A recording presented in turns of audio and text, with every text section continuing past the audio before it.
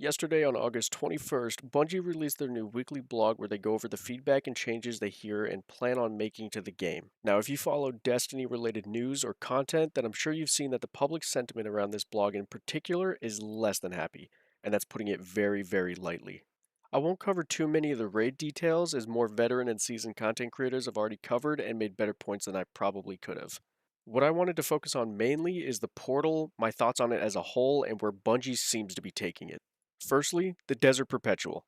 That's the current standing raid that released alongside of Edge of Fate expansion and was met with praise from some and fatigue from others. It was a very challenging contest raid that was full of damage checks that a lot of people were not ready for. We knew that prior to the raid's launch that there was going to be an epic version of the raid as Bungie calls it, where they added more encounters, loot, challenges, etc.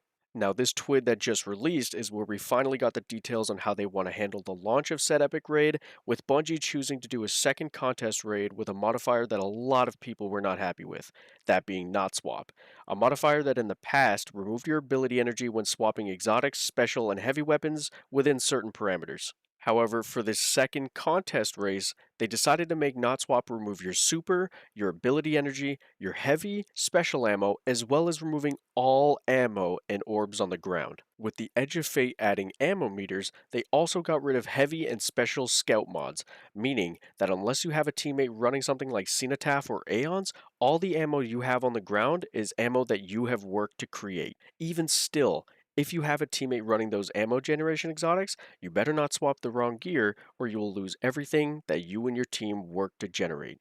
I don't raid often enough anymore, but I cannot begin to express how bad of a change this is. This would suck even in a normal raid, albeit you probably aren't doing too many loadout swaps unless you're running Master, but I digress. In a raid like Desert Perpetual where every single encounter is a damage check, this just seems tone deaf and at best, it's just not a good change. And unless they want to update a ban list, you're probably going to see a lot of top teams running the new raid crossbow with temporal armaments or the temporal blast mod, as those mods will now be usable in the second race. I also want to give my thoughts on some of the portal changes. The portal in general has been both a cool hub to add to the game, but it's also been a pill that's a little hard to swallow. A lot of the activities, if not all, added to the portal have had their loot consolidated to match with the category that they fall in.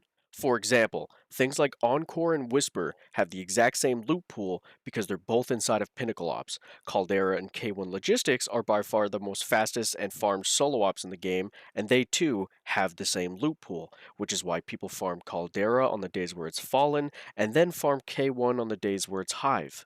Gamers will naturally find the path of least resistance to get to where they want to be or to get what they want, and I don't think that's inherently a bad thing.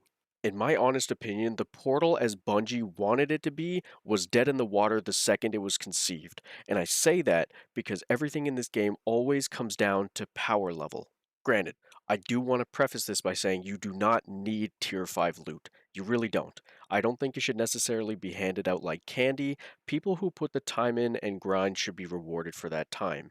I think Solstice was an outlier. It should be a fun event filled with lots of good loot, and I think that Bungie did a great job. They nailed it.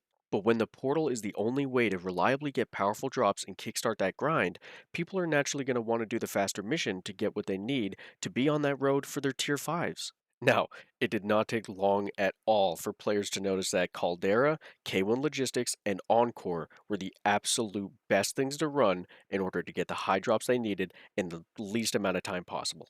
So, naturally, they farmed it, and Bungie nuked one of them almost immediately. 3 months ago, prior to the Edge of Fate launch, Bungie held a dev stream where they talked about Kepler, the portal, and many other things. But one section of the stream I wanted to highlight in particular, starting around 32 minutes and 52 seconds, they have a timestamp called Player Agency, which is then followed by a section called Boons. In this section, Ben Womack says, and I quote, "You could now Spider Man around any map, it's actually super fun," end quote.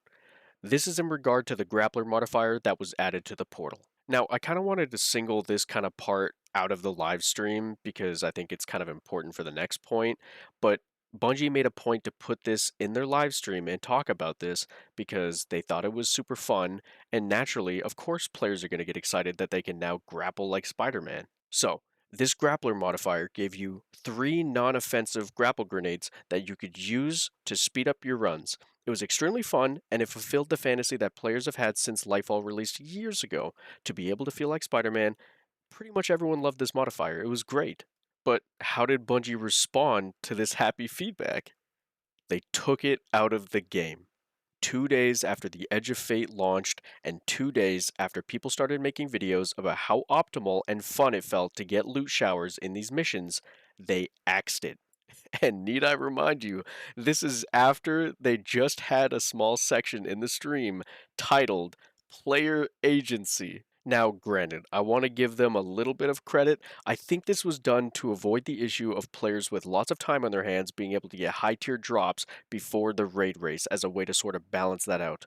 But in hindsight, most of the raid clears were cheated anyways. Now, I'm sure they didn't expect as many people cheating as, what happened, but I thought it was just kind of funny. What I failed to understand is they must have known if they're going to do the power leveling system within the portal and drop activities in this manner, they had to have known that players would naturally find the quickest way to do them. And Aztecross even had a video where he talked about it, and he said the exact same thing. He said that players are naturally going to find the path of least resistance, and they did. And Bungie responded by nerfing them. Now, the Encore and Grappler problem, that was 2 days after Edge of Fate released, but now, the Twid that released yesterday, Bungie announced that they're going into solo ops and reducing the power level drops by 1. So instead of +3, they are now +2. And ultimately, I'm just left here scratching my head. I don't understand how some of these decisions are being made. Players were complaining that they were grinding solo ops too much and it was getting boring. So, in response to that, Bungie nerfs solo ops? And don't get me wrong, I got up to 400 power by grinding solo ops because unfortunately I burnt out of Encore way too fast, but it's just frustrating from a dev community that talks to their players and constantly says we're listening, but then turns around and does something like this. Nobody wanted solo ops to be nerfed. We just wanted fire team and pinnacle ops to be more rewarding, heavy on the fire team ops. In my honest opinion, I am just not a fan of the prime engram system. Once you hit 400 power, the grind from 400 to 450 is asinine compared to the grind from 10 to 400, which sounds crazy. And it might be a little bit of an exaggeration, but essentially, once you hit 400, the best way to get primes is to be guarding rank 9 and be in a clan with at least level 3 or 4, I believe, because those two things will increase your chance at getting primes. This is kind of where I noped out of Destiny for a little bit and took a break to play things like Abiotic Factor, Minecraft, you name it. But coming back to it, I just can't be bothered to do the grind to 450. Now, granted, when Ash and Iron drops, you will not have to get prime engrams to hit 450. They'll be changing it and raising the soft cap so you can level up to 500 by doing your pinnacle ops, solo ops, fire team ops, and then once you get to 500, then you will need primes to get to 550. And I'm extremely happy that they clarified that because that just makes me not want to go to 450 even more now. It's just not worth the tier 5s, especially when Solstice just happened and people from like 300 light were getting tier 5s. It was great.